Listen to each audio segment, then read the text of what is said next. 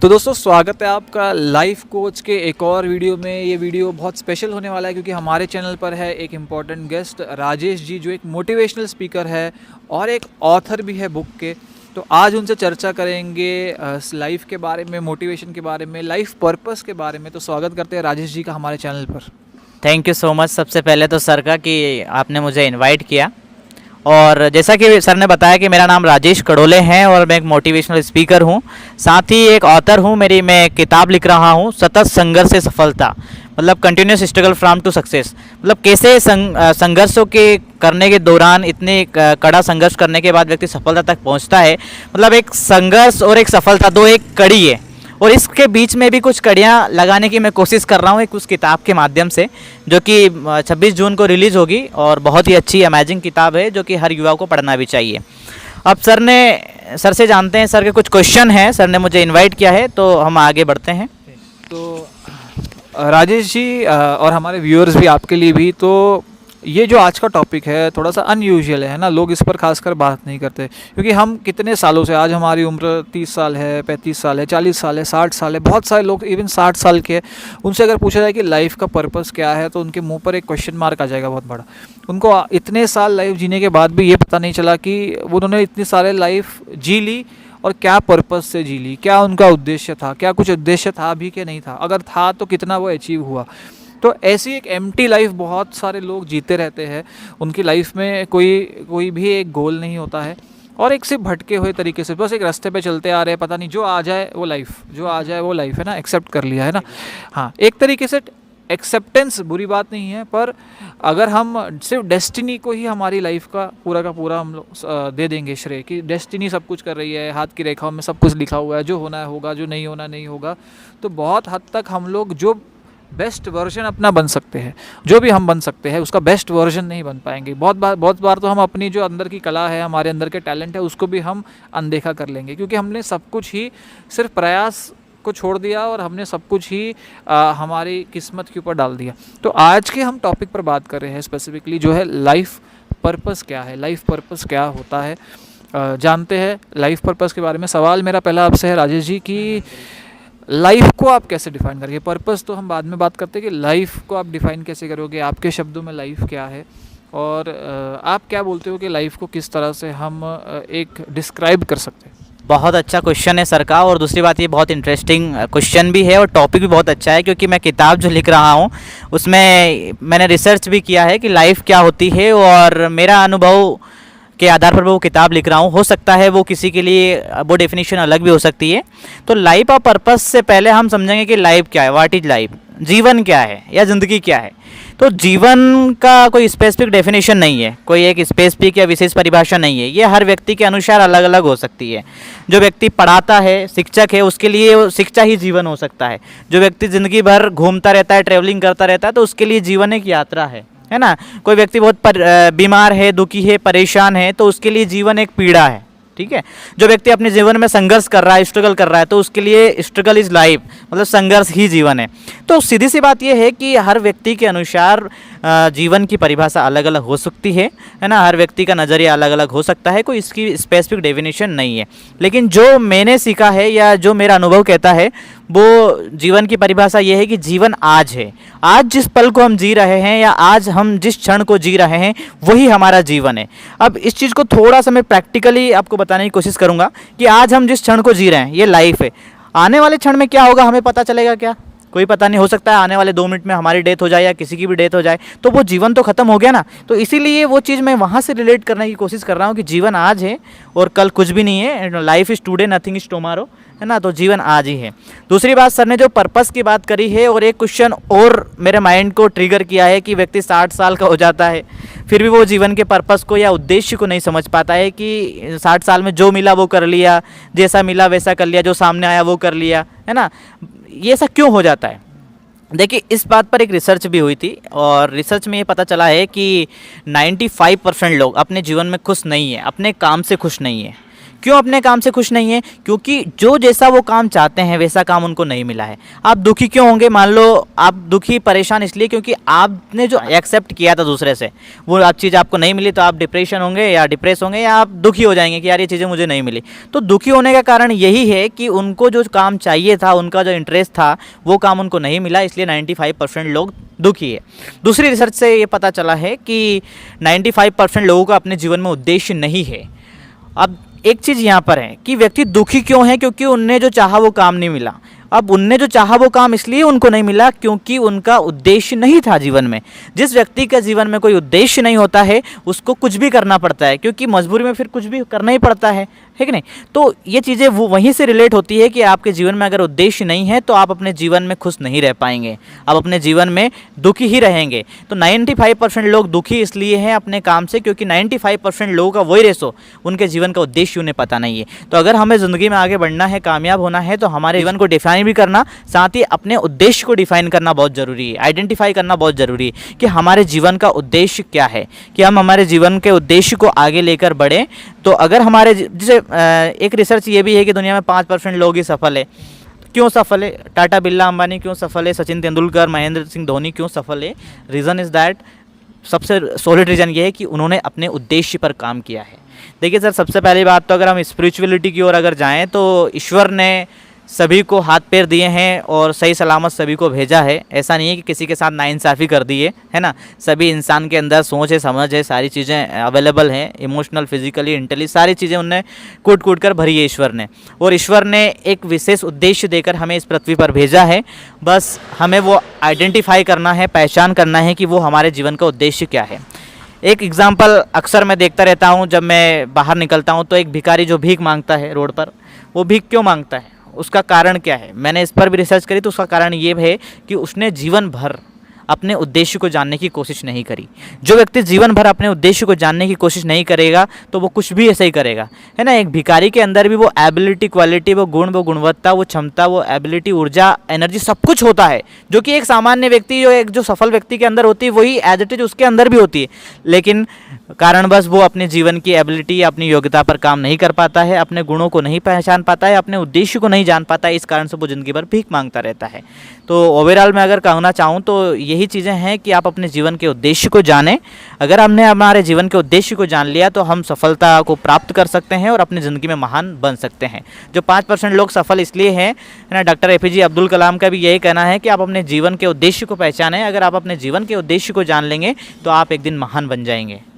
यही मेरा उत्तर है। आई होप आपको समझ में आ गया होगा कि अपने जीवन को उद्देश्य को जानना बहुत ही जरूरी है। इससे मैं एक क्वेश्चन में खुद मेरे अंदर आ रहा है कि आप जीवन को उद्देश्य को जाने कैसे। एक ये भी क्वेश्चन हो सकता है। बहुत सारे लोग बोलते हैं कि भैया पर्पस ऑफ लाइफ आइडेंटिफाई करो, पहचान करो, लेकिन उद्देश्य को जाने कैसे, कि क्या होता है उद्देश्य, या जीवन के उद्देश्य को कैसे जाने। अब मान लो कोई व्यक्ति है, मेरे पास ये क्वेश्चन आया था कि सर मैं तो क्रिकेट खेलता हूँ लेकिन मुझे डांस भी बहुत पसंद है, सर मैं कैरम भी बहुत अच्छा खेल लेता हूँ, तो सर अब मैं इसमें पर्पस कैसे फाइंड करूँ कि मेरे जीवन का उद्देश्य क्या हो सकता है, कि मैं क्रिकेट खेलूँ या चेस खेलूँ या डांस करूँ। तो ये भी एक बड़ा क्वेश्चन मार्क है। तो मैंने उनको ये बताया कि इन सारी चीज़ों में आप सबसे अच्छा क्या करते हैं। कुछ ना कुछ तो अच्छा करते ही होंगे, या तो क्रिकेट अच्छा खेलते होंगे, या डांस अच्छा कर लेते होंगे, या चेस अच्छा खेल लेते होंगे, है ना। ये भी हो सकता है कि आप तीनों अच्छे खेल सकते हो, लेकिन उसमें भी कंडीशंस होती है। जैसे कि एक किताब है इकिगाई, और इकिगाई एक तकनीकी भी है जो जापान के लोग यूज़ करते हैं। और ये रिसर्च से पता गया है कि जापान के लोग बहुत ज़्यादा जीते हैं और बहुत सक्सेसफुल आदमी होते हैं। वो जो भी काम करते हैं वो खुश होते हैं। रीज़न इज़ दैट इकिगाई, उन्होंने बताया पर्पस ऑफ लाइफ को। इकिगाई का मतलब होता है पर्पस ऑफ लाइफ। उन्होंने 4 फैक्टर को रखा, 4 तकनीक है इसमें, 4 पॉइंट्स मैं आपको बता देता हूँ कि 4 पॉइंट्स इंपॉर्टेंट होते हैं। इस वजह से आप अपने जीवन के उद्देश्य को जान सकते हैं, और जीवन के उद्देश्य को आप जान लेंगे तो आप अपने जीवन में सफल हो जाएंगे। तो 4 पॉइंट इस प्रकार है। पहला पॉइंट ये है कि जिस काम को करने में आपको मज़ा आता हो, या जिस काम को आप प्यार करते हो, वो आपका इकिगाई हो सकता है, या वो अपने जीवन का उद्देश्य हो सकता है। जिस काम को आप प्यार करते हो, मान लो आप क्रिकेट, चेस, ये 3 ऑप्शन है, तो उसमें आप सबसे ज़्यादा किसको प्यार करते हो सकता है आप तीनों काम को प्यार कर सकते हो, ऐसा कोई ज़रूरी नहीं है। तो मान लो आप क्रिकेट को प्यार कर रहे हो तो वो आपका इकिगाई हो सकता है। ये पहला पॉइंट। दूसरा पॉइंट है कि आप किस काम में अच्छे हो। पहला पॉइंट्स ये है, या पहला स्तंभ ये है कि जिस काम को आप प्यार करते हो या जिस काम को आप पसंद करते हो, है ना। अब वो कोई भी काम हो सकता है आपके जीवन में, मैं किसी पर्टिकुलर आदमी की बात नहीं कर रहा हूँ, हर व्यक्ति के जीवन की मैं बात कर रहा हूँ, एक पर्टिकुलर ह्यूमन की बात नहीं कर रहा हूँ। कोई भी आदमी हो सकता है, उसके जीवन में कुछ ना कुछ ऐसा काम तो होगा जिससे वो अच्छे से जानता हो या जिस काम से वो प्यार कर सकता हो सकता हो कि उसको मैथ्स पढ़ना अच्छा हो, साइंस पढ़ना अच्छा लगता हो, इंग्लिश पढ़ना अच्छा हो, तो वो भी उसका प्यार हो सकता है या वो भी उसका वो काम हो सकता है जिससे वो प्यार करता है। ठीक है, दूसरा पॉइंट या दूसरा हिस्सा में है कि जिस काम में आप अच्छे हो, है ना। हो सकता है कि आप क्रिकेट खेलने में अच्छे हो, है ना, हो सकता है कि आप चेस खेलने में अच्छे हो, तो दूसरा पॉइंट वहाँ पर फिट होता है कि आप जिस काम में अच्छे हो तो वो भी आपका इकिगाई हो सकता है या जीवन का उद्देश्य हो सकता है। तीसरा पॉइंट ये होता है जिससे लोगों के जीवन में परिवर्तन आए। तीसरा पॉइंट बहुत इंपॉर्टेंट है कि जिससे लोगों के जीवन में परिवर्तन आए।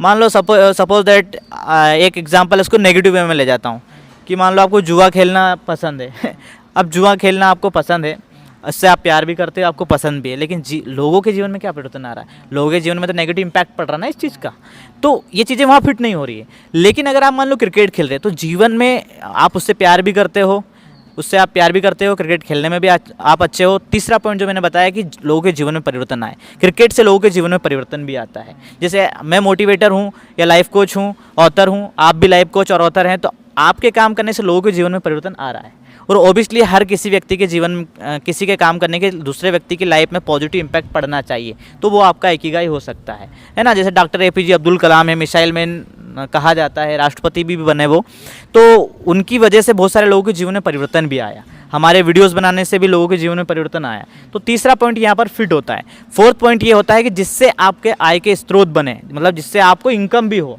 अरे भाई, आप क्रिकेट अच्छा खेल लेते हो, आप पसंद भी करते हो, लोगों के जीवन में परिवर्तन भी आता है, लेकिन अगर आप उससे कुछ कमाते नहीं हो, उससे आपको पैसा नहीं आता है, तो फिर वो आपका इकिगाई नहीं हो सकता। क्योंकि आप भी जानते हैं और सब लोग जानते हैं कि जीवन जो होता है वो पैसों से चलता है। गाड़ी जिस तरह पेट्रोल से चलती है उस तरह हमारा जीवन पैसों से चलता है। पैसा होना बहुत ही ज़रूरी है ना। तो हमारे आय का स्रोत भी होना बहुत ही ज़रूरी है। ये 4 पॉइंट्स उन्होंने डिलीवर किए, या 4 पॉइंट्स पर उन्होंने बताया कि अगर ये 4 पॉइंट्स आपके जीवन में फिट बैठते हैं तो वो आपका पर्पस ऑफ लाइफ या जीवन का उद्देश्य हो सकता है। जैसे एक छोटा सा एग्जांपल और लूँ, सचिन तेंदुलकर हैं, क्रिकेट से प्यार करते थे, है ना, क्रिकेट खेलने में अच्छे थे, लोगों के जीवन में परिवर्तन भी आया उनसे। आज बहुत सारे लोग इंस्पायर है, लोग उन्हें आदर्श मानते हैं। चौथी बात है, वो क्रिकेट खेलने के पैसे भी लेते हैं, क्योंकि क्रिकेट से ही उनका सारा चीज़ें चलता है या उनका सर्वाइवल लाइफ वो जी पाते हैं, राइट। तो ये 4 पॉइंट यहाँ पर फिट होते हैं, वही हमारे जीवन का उद्देश्य होता है, और इसी तरह आप अपने जीवन के उद्देश्य को पहचान सकते हैं। राजेश जी ने बहुत खूबसूरती से 4 पॉइंट शेयर किए जो आपके लाइफ के उद्देश्य को पहचानने में हेल्प कर सकते हैं। तो यहीं से जब उद्देश्य की बात आती है, एक क्वेश्चन मेरे माइंड में आता है कि जब उद्देश्य, हम ये वर्ड देखते हैं तो लोग इसको सक्सेस के साथ बहुत जोड़ते हैं कि उद्देश्य का मतलब है कि सक्सेस या सक्सेस अचीव करना या एक मुकाम पे पहुंचना जो भी उन्होंने सेट किया है अपने लिए। और एक उसके आगे एक और चीज़ आती है सक्सेस और हैप्पीनेस। ज़्यादातर ये दोनों चीज़ें साथ में आती है कि आप अगर अपनी लाइफ में आपको एक आइडियल लाइफ जीनी तो आप सक्सेसफुल भी होने चाहिए, आप हैप्पी भी होने चाहिए। अब सक्सेस के अंदर बहुत सारी चीज़ें आ सकती है कि आप लोग आपको जानते हैं, आप सक्सेसफुल हो, आपके पास पैसे हैं, आप सक्सेसफुल हो, आपके पास बहुत सारी एसेट्स है, आप सक्सेसफुल हो। और दूसरा हमने बोला हैप्पीनेस। अब पहला क्वेश्चन है कि सक्सेस को आप कैसे डिफाइन करोगे, कि कैसे पता चले कि कोई पर्सन सक्सेसफुल है या नहीं है। दूसरा, और वो अपने सक्सेस की तरफ चल रहा है कि नहीं, वो कैसे पता लगाए। और रियल सक्सेस क्या है, सक्सेस का मीनिंग असल में क्या है। क्या सक्सेस का मीनिंग सिर्फ सैलरी के नंबर है, या सक्सेस का मीनिंग घर है, या गाड़ी अपग्रेड करना है, या सक्सेस का मीनिंग एग्जैक्टली क्या है। सर ने बहुत अच्छा क्वेश्चन किया है, और अक्सर ये क्वेश्चन मुझसे भी लोग पूछते रहते हैं, और हर किसी के माइंड में प्रश्न होता है, ये क्वेश्चन होता है कि रियल सक्सेस क्या है। देखिए, थोड़ी देर पहले मैंने बताया कि जीवन क्या है या लाइफ क्या है, उसी तरह सक्सेस की भी डेफिनेशन हर व्यक्ति के अनुसार अलग अलग हो सकती है। जैसे मैंने बताया था कि लाइफ की डेफिनेशन या जीवन की डेफिनेशन भी हर व्यक्ति के अनुसार अलग अलग हो सकती है ना। उसी तरह सक्सेस की डेफिनेशन भी हर व्यक्ति के अनुसार अलग अलग हो सकती है। किसी का लाइफ में गोल है या टारगेट है कि मुझे सक्सेस होना है, मुझे IAS बनना है, तो उसके लिए वो सक्सेस हो सकती है। किसी को चाहिए कि मुझे 50,000 रुपये महीने या 1 लाख रुपये महीने कमाना है, सैलरी का नंबर बढ़ाना है, तो वो भी उसके लिए सक्सेस हो सकती है ना। किसी को बड़ा बंगला लेना है, कार लेना, तो ये भी उसके लिए सफलता हो सकती है या सक्सेस हो सकती है। ये भी हर व्यक्ति के अनुसार अलग अलग हो सकती है। लेकिन बात रहेगी रियल सक्सेस क्या है, तो मुझे लगता है या मेरा अनुभव कहता है कि रियल सक्सेस का मतलब ये होता है किसी की लाइफ को परिवर्तित कर देना, किसी व्यक्ति की लाइफ में परिवर्तन ला देना, या किसी भी लाइफ को बदल देना। अब मैं किसी की लाइफ को नहीं बदल सकता, है ना। Only you can change your life itself. खुद ही आप अपने जीवन के बदल सकते हो, आप अपने लाइफ को बदल सकते हैं। लेकिन अगर मेरी बातों से, मेरे विचारों से, मेरे आइडिया से या मेरी थोड़ी सी मदद करने से आपके जीवन में परिवर्तन आता है, तो मैं अपने आप को लकी मानूंगा और अपने आप को सक्सेसफुल पर्सन मानूंगा, राइट।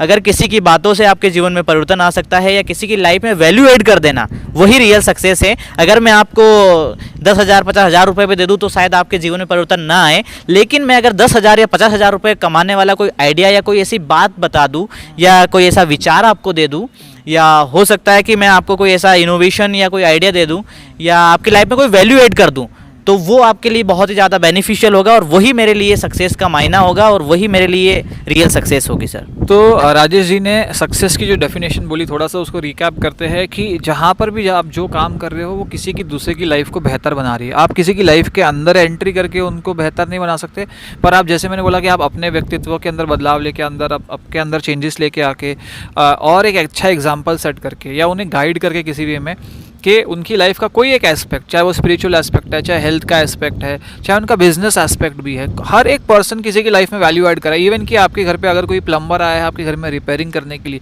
वो भी आपको किसी डिस्ट्रेस से बाहर कर रहा है। तो यहाँ पर हमें छोटे बड़े काम के बारे में भी नहीं सोचना है, हमको ये सोचना है कि कोई भी वैसे अगर किसी की आप लाइफ में हेल्प क्रिएट कर रहे हो, उस पर्सन की कोई भी आप पीड़ा को कम कर रहे हो, चाहे वो किसी भी एरिया ऑफ लाइफ की है, तो आप सक्सेसफुल हो या वो आपके मायने हो सकते हैं। अब सक्सेस के साथ जो हमने दूसरा वर्ड बोला था कि हैप्पीनेस, बार बार लोग बोलते हैं हम हैप्पी नहीं है, हम सैड है, हम अच्छा नहीं फील कर रहे हैं, और ये उन लोगों से भी आ रहा है, वो लोगों से नहीं आ रहा ये चीज़ कि जो लोग कोई झोपड़े में रह रहे हैं या जिनके पास बैंक अकाउंट पूरे खाली है, जो बहुत ज़्यादा स्ट्रगल करे, नहीं, ये उनसे नहीं आ रहा, ये उनसे भी आ रहा है जिनके पास सब कुछ है। तो इसका मतलब ज़रूर है कि हैप्पीनेस का इससे लेना देना नहीं है कि बैंक बैलेंस कितना है या आपके पास पैसे कितने हैं या आप कितना कमा रहे हो, आपके पास कौन सा गाड़ी है, कौन सा बंगला है, मतलब इससे लेना देना नहीं है। क्योंकि अगर यहाँ पर रहने वाले लोग भी ये बोल रहे हैं कि हम हैप्पी नहीं हैं, तो कोई तो एक चीज़ मिसिंग है। तो इसलिए हम बात करते जानते हैं कि ट्रू हैप्पीनेस क्या है राजेश जी से। बिल्कुल सही है कि हैप्पीनेस का मतलब ये नहीं है कि आपके पास करोड़ रुपए हो, आपके अकाउंट भरा हो, आपके पास गाड़ी बंगला हो। हैप्पीनेस उसको डिफाइन नहीं करती। और सक्सेस की हैप्पीनेस की बात करूँ, खुशी की बात करूँ, तो खुशी सब हमारे अंदर है ना। लोग प्यार को भी बाहर ढूंढते हैं कि वो मुझे प्यार करेगा तो मेरा जीवन बदल जाएगा, वो लड़की आ जाएगी तो मेरे जीवन में परिवर्तन आ जाएगा। ये सब झूठी बातें हैं। बोलूँ तो सफ़ेद झूठ, काला झूठ है ये, है ना। सफ़ेद भी नहीं, काला झूठ है, ऐसा कुछ भी नहीं होता है। हैप्पी की बात करें, खुशी तो आप ही के अंदर है, वो आपको आइडेंटिफाई करना है, आपको ढूंढना है कि मैं किस वजह से खुश हो सकता हूँ, है ना। देखो, दुख होने से या दुखी होने, सैड होने के 1000 बहाने हो सकते हैं कि मेरे पास पैसा नहीं है तो मैं दुखी हूँ, लेकिन खुश होने के भी 1000 बहाने हो सकते हैं, है ना। हर सिक्के के 2 पहलू होते हैं, तो वो आपके ऊपर डिपेंड करता है कि आप किस पहलू पर फोकस कर रहे हैं ना। दुखी होने के 1000 बहाने या 1000 वजह हो सकती है, तो खुश होने के भी 1000 वजह हो सकती है। मरने की 1000 वजह है तो जीने की भी बहुत सारी वजह हो सकती है, हज़ारों वजह हो सकती है। तो मैं हैप्पीनेस पे या खुशियों पर एक ही बात बताऊंगा कि रियल हैप्पीनेस यही है कि आप अपने आप से खुश रहिए। वो चीज़ें दूसरों पर एस्पेक्ट मत कीजिए या दूसरों पर मत छोड़िएगा कि वो खुश होगा या वो चीज़ मुझे मिलेगी, वो लड़की मुझे मिलेगी या उससे बात करूंगा तो मुझे खुशी मिलेगी। ऐसा ज़रूरी नहीं है। खुशी आपके अंदर है ना, हैप्पीनेस आपके अंदर है, बस वो आपको ढूंढना होगा और मेंटली लेवल पर थोड़ा सा काम करने की ज़रूरत है। अभी राइट नाउ अपन देखें तो ज़माने में व्यक्ति दूसरों पर ही डिपेंड है, खुशियों के लिए दूसरों पर डिपेंड है। खुशियाँ अपने मोबाइल में ढूंढता है, अपने इंस्टाग्राम आईडी में ढूंढता है, अपने सोशल मीडिया हैंडल्स में ढूंढता है, लोगों में ढूंढता है, परिवार में ढूंढता है, फ्रेंड्स में ढूंढता है। नहीं भाई, हंसी और खुशी सब आपके अंदर ही है, बस ढूंढना आपको है ना। आपको पहचानना है कि मैं किस वजह से खुश हो सकता हूँ और वही आपकी रियल हैप्पीनेस है। तो हैप्पीनेस के बारे में राजेश जी ने बहुत एक उम्दा बात कही है कि हैप्पीनेस आपके अंदर है, हम बाहर ढूंढ रहे हैं। कोई रिलेशनशिप में ढूंढ रहा है, कोई फैमिली में ढूंढ रहा है, कोई पैसे में ढूंढ रहा है, कोई चीज़ खरीदने में ढूंढ रहा है। और आप ध्यान में रखो, आप कैसे डिफ्रेंशिएट कर सकते हो कि वो हैप्पीनेस है कि नहीं है। हैप्पीनेस का एक दूसरा फॉर्म है, वो प्लेजर है। आपको उस टाइम पे क्षण भर के लिए, टेम्पररीली, 1 मिनट के लिए, 5 मिनट के लिए, 1 घंटे के लिए, 2 घंटे के लिए, 6 घंटे के लिए, आप मूवी देख के आए 3 घंटे के लिए, आप बोला मैं बहुत हैप्पी हो गया।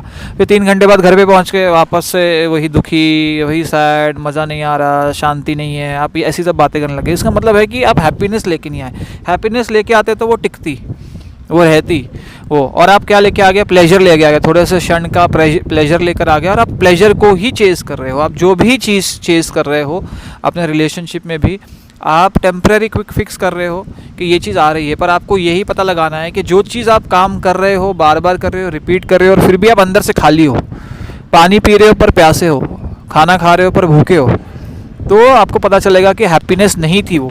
हैप्पीनेस होगी तो प्यास लगेगी नहीं, हैप्पीनेस होगी तो भूख लगेगी नहीं। तो इसलिए ये डिफरेंशिएशन आप अपने मन में कर लीजिए कि क्या आप अपनी लाइफ में रॉन्ग कर रहे हो, किस चीज़ के पीछे भाग के आप रॉन्ग कर रहे हो, और वो हैप्पीनेस नहीं है, वो सिर्फ प्लेजर है।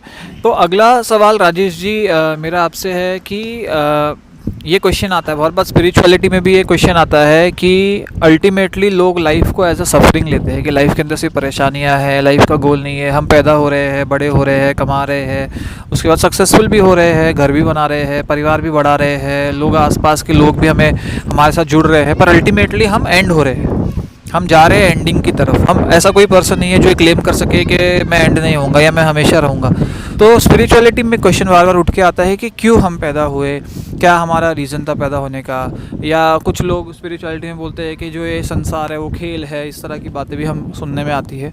तो एग्जैक्टली ट्रुथ क्या है, या आप क्या इसके बारे में जानते हो, या आपका पॉइंट ऑफ व्यू क्या है कि क्यों हम एग्जिस्ट कर रहे हैं। अल्टीमेटली जब हमको पेरिश होना है, हमको एंड होना है, तो हम एग्जिस्ट क्यों कर रहे हैं, हम एग्जिस्टेंस में क्यों आए। बहुत अच्छा क्वेश्चन है कि हम एग्जिस्ट क्यों कर रहे हैं।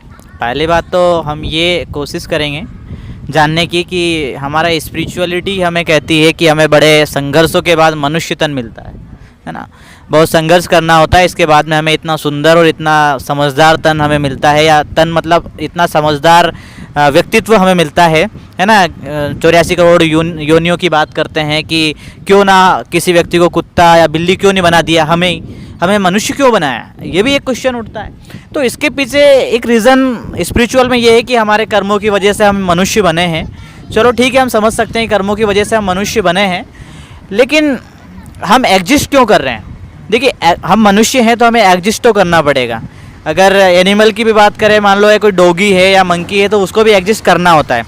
अब एग्जिस्ट करने के लिए उसको खाना पानी भी चाहिए, है ना। जैसा इंसान की बेसिक नीड होती है रोटी कपड़ा मकान, तो उसी तरह हमारी भी रोटी कपड़ा मकान एग्जिस्ट है। इसके साथ ही ये चीज़ें भी मतलब वहाँ पर फॉलो होती है कि अगर हमें अच्छा जीवन चाहिए तो हमें संघर्ष करना पड़ेगा, और ऑब्वियसली संघर्ष तो हमें करना पड़ेगा। हम माँ के पेट में थे तब भी हमें कहीं ना कहीं हमने संघर्ष किया, हम बाहर आए फिर भी हम संघर्ष करते रहे। धीरे धीरे हम उस मैच्योरिटी लेवल तक या ग्रोथ एंड डेवलपमेंट के थ्रू हम आज इतनी एज हमारी हो गई है, तो हमें संघर्ष तो करना ही पड़ेगा। जब तक हमारा जीवन चलेगा तब तक हमें संघर्ष करना पड़ेगा।